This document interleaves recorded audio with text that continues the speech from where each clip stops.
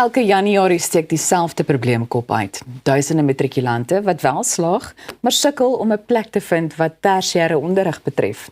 Die uitvoerende hoof van die Academic Institute of Excellence, Leon Smalberger, gesels nou met ons oor hoekom dit gebeur en watter opsies daar vir leerdlinge en ouers bestaan. Baie welkom. Goeiemôre, ek kom terug te wees. Goed Leon, op die oog af lyk die 2025 matriek uitslae baie positief. Maar hoekom sê jy bring dit terselfdertyd 'n nuwe krisis mee? Ja, ek dink ons het vir die afgelope paar jaar elke jaar 'n stygings gesien in die slaagsyfer. Ja. Ek meen ons het tans 900,000 matrieks wat eksamen geskryf het en die slaagsyfer van 88% is elke jaar hoër en hoër en hoër, maar wat hulle nie doen nie is om seker te maak dat die naskoolse instansies, veral die publieke instansies, nie gegroei het in plek op dieselfde patroon nie en dit is 'n tydbom wat ek dink vir baie ouers en kinders op hierdie stadium angs veroorsaak. Definitief en groot kommer laat bestaan. Nou wat sê hierdie rekordslaagsyfers vir jou oor die vermoë van ons leerdlinge? Ek dink in alle rigtings wys dit na die regte goed toe. Ek dink die skoolstelsel soos wat ons wil sien is meer oop vir almal. Ons het meer leerdlinge wat daartoe gaan. Daar's verskriklik baie argumente daar buite oor wat daai slaagsyfer reg beteken en wat ons persentasie, maar elke jaar meet ons dit op dieselfde dieselfde aspekte. En ek dink in alle aspekte moet ons gelukkig wees dat daai syfer nie afgaan nie. Daar is natuurlik ander syfers soos die wiskunde wat ons graag wil sien meer opgaan. Ja. Wat ons nie gesien het hierdie jaar nie, maar ek dink in algemeen kan ons sien daar's net meer toegang vir kinders tot skool en dis ek dink vir die land 'n goeie ding.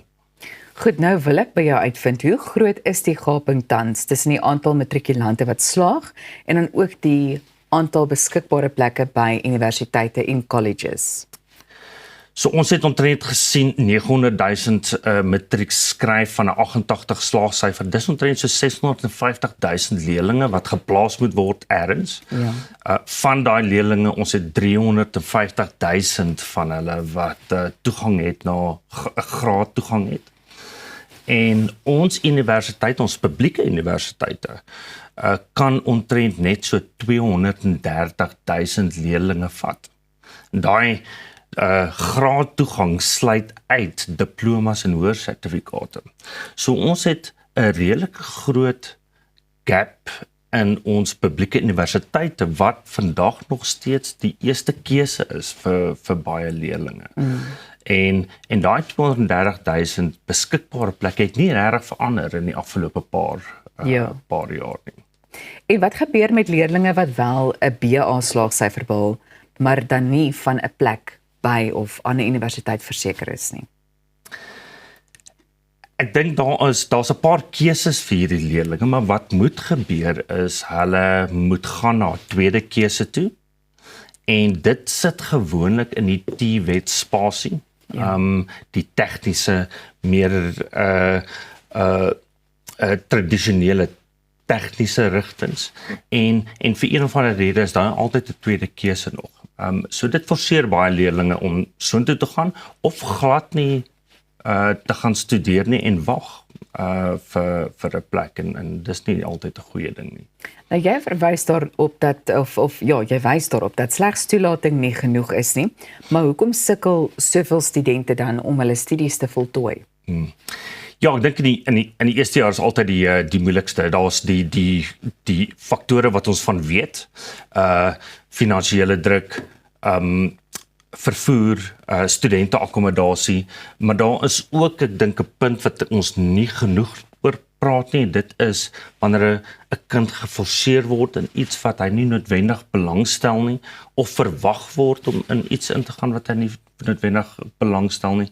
Ek meen daai met al die ander drie sit geweldige druk op kinders en dis wanneer ons sien ongelukkig hulle maak net nie en kan nie die druk vat van die eerste jaar nie. Ek wil net gou vir 'n oomblik fokus op iets soos diplomas. Jy weet, hoe kan dit byvoorbeeld help om druk op die stelsel te verlig? Dit kan help, alhoewel ek nie dink daai is ons antwoord nie. Diplomas word nog steeds deur universiteite hanteer. Ek sal graag wil sien dat baie meer leerlinge die TVET spasie kan as 'n opsie kan sien. En ons sien nog steeds vandag dat hulle dit nie doen nie. En dis baie verkeerd. En dan dink ek baie belangrik, watter vrae behoort 'n leerling vir hulle self te vra voordat hulle 'n naskoolse roete kies? Ja, ek dink hulle moet seker maak hulle verstaan wat hulle self voor inkry. Ja. Die industrie, ons almal wil musiek en kuns gaan swat, maar hulle moet verstaan wat hulle self voor inkry. Is daar 'n mark op die einde van die dag? Wees realisties.